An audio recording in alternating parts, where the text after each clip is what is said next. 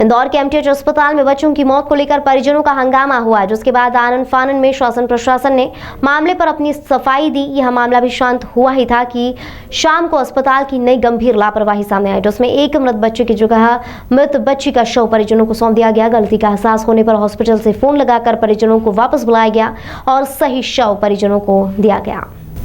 इस मामले से नाराज परिजनों ने एक बार फिर एमटीएच अस्पताल की कार्यप्रणाली पर सवाल खड़े कर दिए और आरोप लगाया कि ऐसी लापरवाही साबित करती है कि कहीं न कहीं इस पूरे मामले में बड़ा गड़बड़ झाला है। परिजनों का आरोप है कि अस्पताल में घोर लापरवाही चल रही है। अस्पताल के बच्चा विभाग एचओडी डीओ डॉक्टर ने गलती स्वीकारते हुए कहा कि गलती से गलत बच्चे का शव परिजनों को दे दिया था, जिसके लिए नर्सिंग स्टाफ जिम्मेदार है। हायर अथॉरिटी को इसकी सूचना दी जा चुकी है और लापरवाही करने वालों के खिलाफ कार्रवाई की जाएगी। यह नया कारनामा सामने आया है, जो कि निश्चित ही अस्पताल पर लग रहे आरोपों पर गंभीरता से सोचने पर मजबूर कर रहे हैं।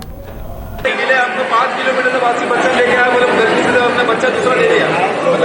बच्चे मार रहे, उसके बावजूद बदल के दे रहे हैं, क्या लापरवाही? ये बच्चे बदल के दिए, मतलब बच्चे की मौत हो रही है यहाँ पे। बच्चा हमारा ये बच्चा 2 घंटे पहले यहाँ के मुंबई के डॉक्टर काबू क्या कह रहे थे, यार बच्चे बहुत कम मर रहे, मतलब बच्चे मर ही रहे बच्चे, मतलब बच्चा 2 बच्चे की डेथ हो गई। दुखद घटना सामने भी आई थी, एक बच्चे की मौत थी, हंगामा भी होता, लेकिन शाम को जो बच्चे के शव में वो गलत सौंप दिए गए थे। क्या एक्शन हुआ है सर? हाँ, इस विषय पे जैसे ही हम लोगों को तुरंत जानकारी पता लगी तो हमने कोशिश की कि कहाँ क्या चीज़ थी। तो प्राइमरीली जो नर्स थी मुस्कान राठौर, उनकी जिम्मेदारी थी कि वो शव को आइडेंटिफाई करके अटेंडेंट को देती। तो उनने काफ़ी लापरवाही की, इसलिए उनको निलंबित कर दिया गया है। और जो वहाँ के डिप्टी सुपरिटेंडेंट हैं डॉक्टर नीलेश दलाल और एचओडी पीडियाट्रिक्स और इंचार्ज एनआईसी को शो कॉज नोटिस जारी किया है। सर, दोनों परिवार जो थे बच्चों के, उनको दोनों एक दूसरे एक्सचेंज हो गए थे क्या? सिर्फ एक ही बच्चा एक्सचेंज हुआ था?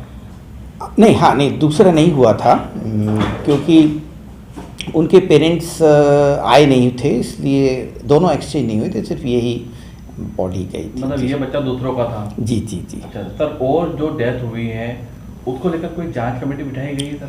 नहीं, हम लोगों ने इंटरनल तो हम जांच करेंगे ही, और हम लोग अभी रिकॉर्ड्स भी रिव्यू कर रहे हैं कि जैसा पहले भी बताया है कि जून के मंथ में भी करीब 55 डेथ्स हुई थी और अभी 7 डेज में 20 हुई हैं। तो प्लस हमारे यहाँ at any point of time 70 से 80 मरीज भर्ती रहते हैं। तो ये एक स्वाभाविक है इतनी डेथ, क्योंकि जो बच्चे हैं वो ज़्यादातर बाहर से आते हैं, आउटबाउंड्स रहते हैं, डिस्ट्रिक्ट से रिफर्ड होते हैं, वज़न कम होता है, 1 किलो 1200-1400 ग्राम।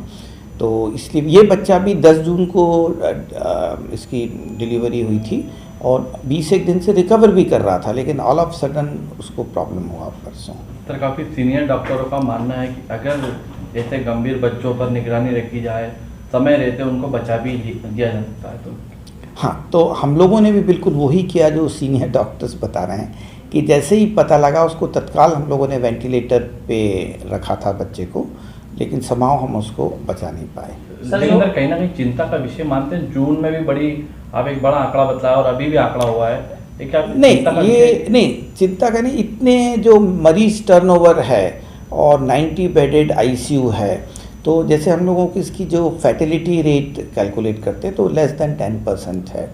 तो एज़ पर नॉर्म्स ही हैं, मतलब सामान्यतः इतने मरीजों में इतने, क्योंकि हाई रिस्क रहते हैं, प्री मैच्योर रहते हैं। जैसे ये बच्चा भी 7.5 महीने का ही था और मदर को प्री एक्लेम्पसिया एक बीमारी होती है, वो भी थी, हाइपरटेंशन था, तो इनका स्वाभाविक रूप से ग्रोथ भी थोड़ी कम रहती है। तो जितनी जो डेथ हुई उनमें क्या बच्चे जन्म के बाद कितने महीनों के हो चुके थे या दिन के थे, कुछ? ये अब हम लोग अभी इसको एनालिसिस कर रहे हैं, मतलब एक जांच इसका मुद्दा। जी जी जी।